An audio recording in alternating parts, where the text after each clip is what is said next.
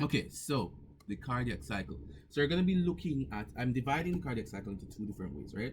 We're going to look at only the biological process, and then we're going to look at the movement of blood in the heart, right? But both of them are the cardiac cycle, you know. One is really its initiation, and then the other is the movement of blood and the pressure and stuff like that, right? So I'm dividing it so it's easier to understand. Well, this is the way how I understand it a little bit easier, right?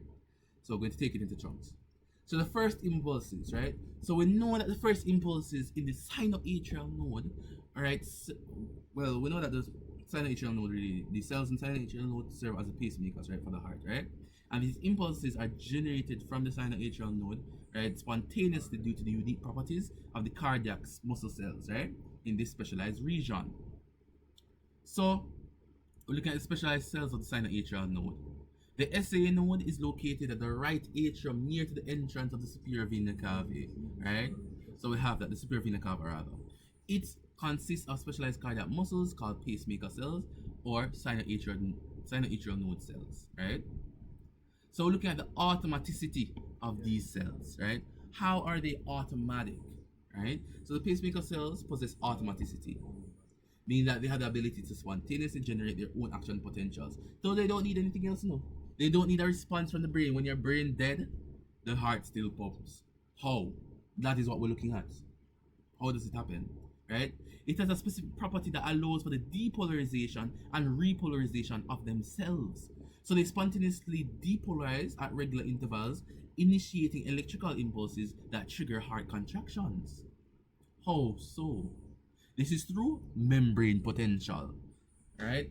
And this is the reason why, right, we want to do module 1 before, not module 1, unit 1 before unit 2. Can you imagine not doing unit 1? We're going to learn all of this before we start getting into it, right? I won't have to explain this any further because we have done this before. So pacemaker cells, right, have this unstable resting membrane potential, right, and gradually drifts towards a threshold.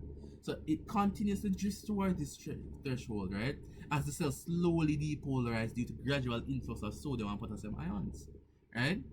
So once the membrane potential reaches a threshold of around 40 to negative 50 millivolts, or negative 40 to negative 50 millivolts, the voltage gated channels, right, open, leading to rapid depolarization and generation of an action potential. So this is how the electric potential actually starts within the sinoatrial node, right? It starts this potential once we have the membrane potential reaching the threshold, we have an action potential shooting across, right?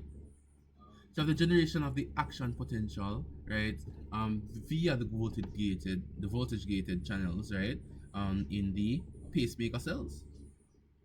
So the influx of calcium ions triggers a rapid depolarization, leading to the upstroke, right, of the action potential that you can see there, and the depolarization is followed by repolarization, right, and it goes down. We're gonna talk about these things a little bit more when we're talking about the nervous control, but this is also what is happening here. Of the propagation of the impulses, so these the once initiated at SA node, electrical impulses propagate throughout the atria, right, via, right, the intercalated discs, right, and gap junctions between cardiac muscle cells, right. So we're gonna basically saying what we're saying here now is that the electric impulse is going to travel through some muscle cells, right? And these impulses, right, then reach the atrioventricular node, where they are delayed briefly before conducted, right, to the ventricles, right? Right? So looking at that, why is the delay important? The SA node will cause the atrial contraction, right? Why is there a delay before it reaches the atrioventricular node? Go ahead. So are you able to hear me? Yeah, I'm hearing you. Sorry. Okay. So there's a delay so that the atria and the ventricles do not contact together. Lovely. So that the atria and the ventricles do not contract together. I'm gonna be talking about that when we look at the general blood component, right? So the atria specifically is electrical impulses cause the atria to contract. We have that there. The conduction of impulses propagate rapidly through the atria, right? Coordinated by specialized conducting pathways, right? Including the Beckham's bundle, right, and the atrial internodal tracts, right? I don't think we talk about Beckham's bundle that much, but it was something that I looked at when I was doing Unit 2. So yeah, right. So the atrioventricular node, right? So we have the delay, right? So the impulse delays, right, when it reaches there, right? So it look into the junction of the ventricles. Then the purpose of the atrioventricular node, all right, delays the transmission of the impulses to allow time for the atria to fully contract, for the blood to flow out of the atria into the ventricles. So that's the main purpose. It also prevents from everything contracting at once, all right? So the conduction, right? After the delay, the impulses are conducted through the AV bundle, or what we call the bundle of His, right?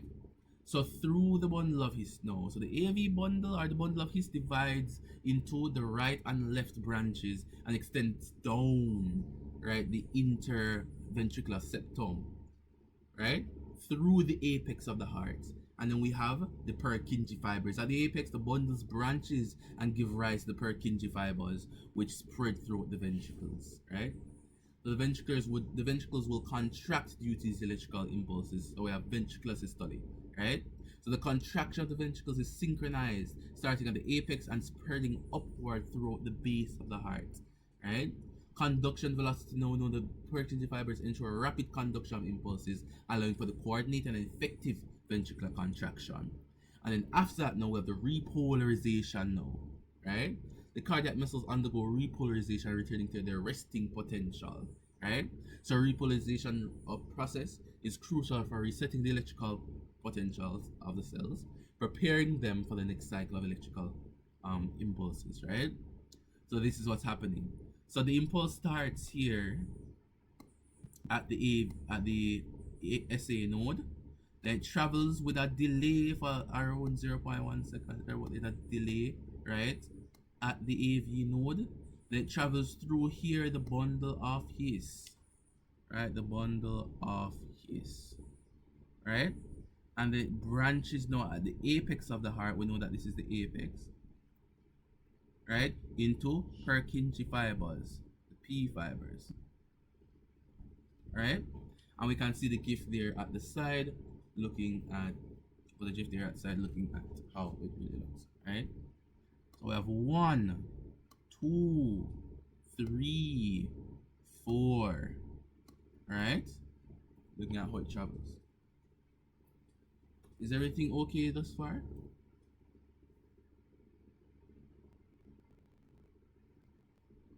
Everything okay?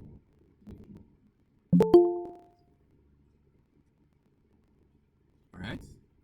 That is it. That is just what we're looking at there. Alright.